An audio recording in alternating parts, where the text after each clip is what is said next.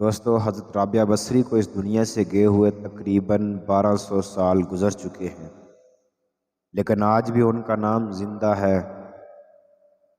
اور حضرت رابعہ بصری نہ ہی وہ کوئی شہزادی تھی اور نہ ہی کوئی ملکہ تھی اور نہ ہی وہ کوئی اتنی خاندانی تھی، بلکہ عورت ہونے کے ناطے ہر عیب ان میں موجود تھا۔ اور ان کی خاص بات یہ تھی کہ جب بھی عشاء کی نماز پڑھتی، روزانہ عشاء کی نماز کے بعد آپ غسل کیا کرتی۔ غسل کرنے کے بعد آپ اچھا لباس پہنتی اور اپنے شوہر کے پاس جاتی اور ان سے پوچھتی کہ کیا آپ کو میری ضرورت ہے۔ اگر شوہر کہتے کہ نہیں ہے تو پھر ان سے اجازت طلب کرتی کہ کیا مجھے اجازت ہے۔ شوہر اجازت دیتے تو پھر وہ ایسے مسلح پہ کھڑی ہوتی کہ فجر بھی اسی مسلح پر ہو جاتی۔ ان کے خاوند بیمار رہتے تھے، ان کے خاوند بیماری کی وجہ سے جلدی وفات پا گئے تو آپ جوانی میں ہی بیوہ ہو گئیں۔ لیکن اس وقت بصرہ کے امام حضرت حسن بصری رحمۃ اللہ علیہ خود چل کر ان کے گھر تشریف لے آئے، خود چل کر آئے اور انہیں شادی کی پیشکش کی۔ اور وہ خود چل کر اس لیے آئے تھے، انہیں کوئی شادی کا شوق نہیں تھا، بلکہ رابعہ بصری تو اولاد کے قابل نہ تھی۔ آپ خود چل کر اس لیے آئے تھے صرف اور صرف ان کی نیکی اور ان کا اللہ تعالیٰ سے تعلق تھا کہ شاید میں انہیں اپنی بیوی بناؤں تو میری بھی بخشش ہو جائے۔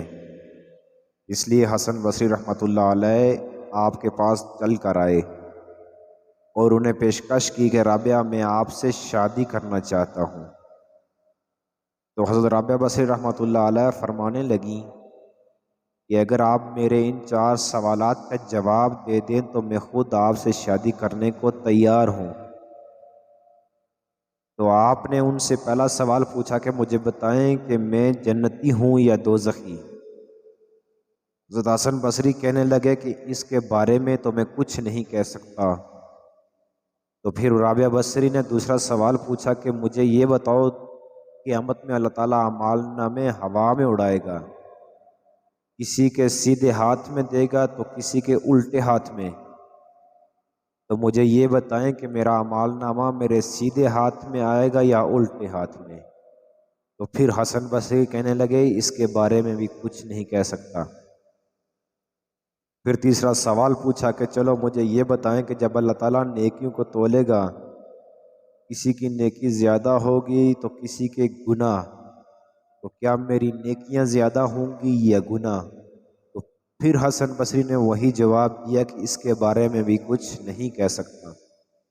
پھر آپ نے آخری سوال پوچھا کہ جب لوگ پل صراط سے گزر رہے ہوں گے، کچھ لوگ اس میں گر جائیں گے، کچھ لوگ گزر جائیں گے، کیا میں پل صراط سے گزر جاؤں گی یا جہنم میں گر جاؤں گی؟ تو حسن بصری پھر فرمانے لگے کہ اس کے بارے میں بھی میں کچھ نہیں کہہ سکتا۔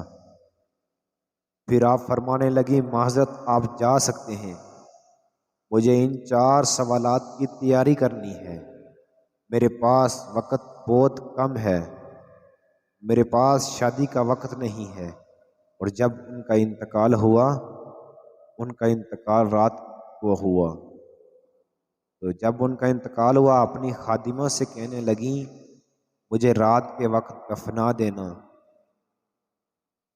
اور مجھے دفنانا اسی چادر میں جس کو میں اوڑھ کے تہجد پڑھا کرتی تھی، مجھے کفن اسی چادر کا دینا